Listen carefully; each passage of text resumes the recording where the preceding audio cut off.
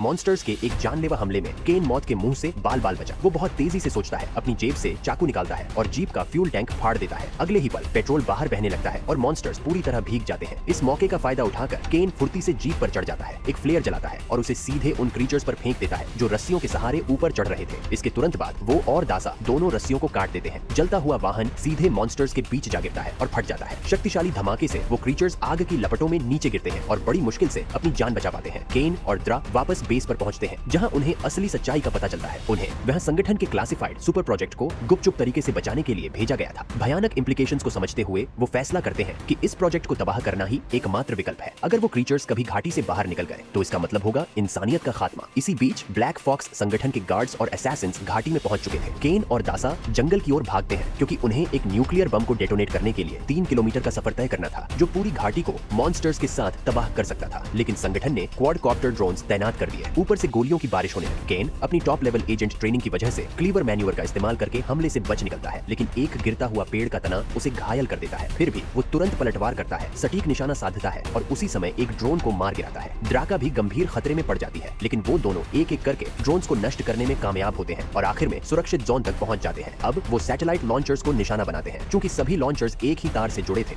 एक धमाका एक पूरी चेन रिएक्शन को ट्रिगर कर सकता था। वो गोली चलाना शुरू करते हैं और भागने लगते हैं, ये जानते हुए कि एक बार लॉन्चर्स फट गए तो इससे घाटी के कोर प्रोग्राम में छिपा एक न्यूक्लियर डिवाइस एक्टिवेट हो जाएगा। जैसे ही सिग्नल मिलता है, बम का सेल्फ डिस्ट्रक्शन सीक्वेंस शुरू हो जाता है। अपनी जान बचाने के लिए भागते हुए वो किसी तरह समय रहते घाटी से बाहर निकल जाते हैं। लेकिन इस खतरनाक प्रोजेक्ट का मुखिया, जो एक हेलीकॉप्टर में बैठा था, धमाके की चपेट में आ जाता है और जलकर खाक हो जाता है। दुनिया को कभी पता चले बिना दो अनजान लोगों ने इंसानियत को एक बड़ी तबाही से बचाया था। खून खराबे और उन लोगों के धोखे के बाद जिन पर कभी उन्होंने भरोसा किया था, केन और द्रा ने सब कुछ पीछे छोड़कर एक शांत आम जिंदगी जीने का फैसला किया। एक ऐसी जिंदगी जिसमें बंदूकें या जंग ना हो, एक ऐसी जिंदगी जो सिर्फ शांति और एक दूसरे के प्यार से भरी हो। तो बताओ दोस्तों, क्या आपने कभी ऐसी मुश्किलों का सामना किया है?